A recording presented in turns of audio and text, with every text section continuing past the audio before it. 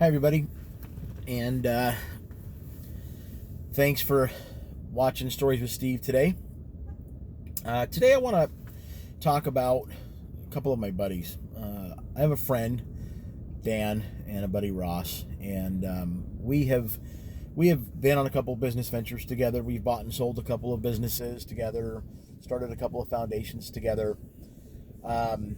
We've done quite a few things in the last couple of years together. But what I want to talk about is Dan in particular. Dan is a member of a different religion than Ross and I.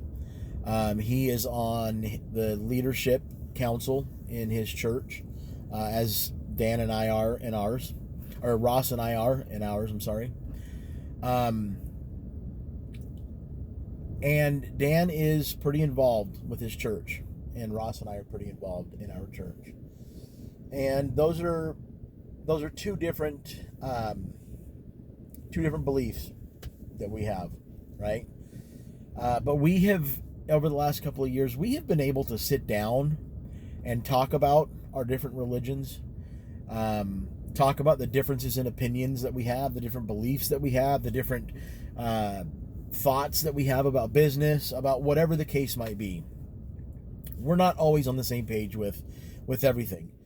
We have a relationship where I can bring something up and Dan and Ross can look at me and say, yeah, that's pretty dumb. We're not going to do that.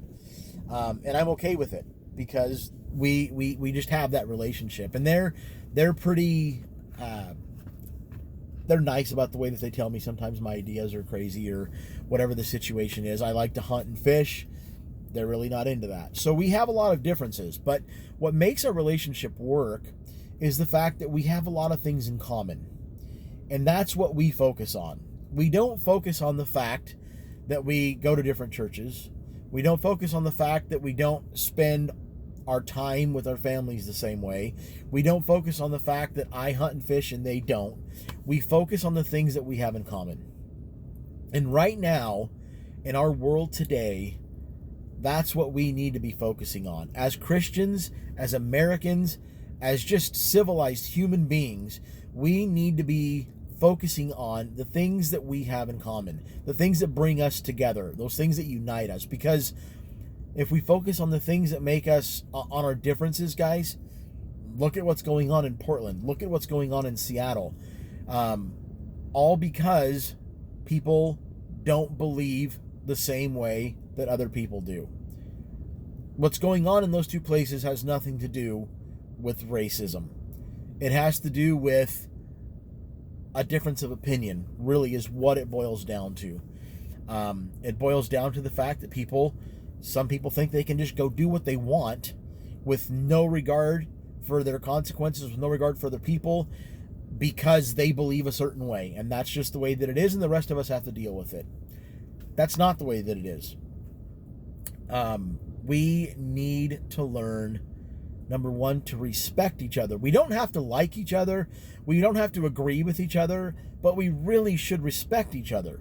We should have enough respect for each other that even if we disagree, we can still have a civilized conversation. But the biggest thing that's going to heal our country right now is we have to learn to love one another. We have to learn to love each other in spite of our differences. To love each other because just freedom of religion. We have freedom of religion. I'm not going to not love somebody because they choose to exercise their freedom of religion differently than I do. We have to get back to being able to have civil discourse, being able to make our differences our strength. That's what makes America great, is the fact that we have this huge, diverse community of people that have differences, and we can utilize those differences to make them our strengths as a country.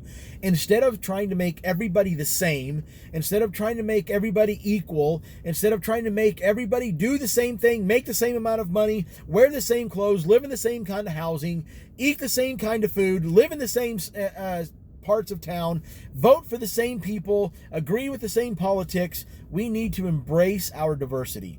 That is where our strength lies. But in order to do that, we have to love each other in spite of those differences. We have to love each other in spite of those differences.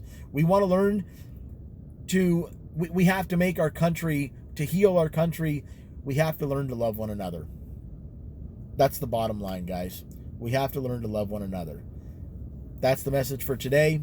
Thanks for watching. See you again next week.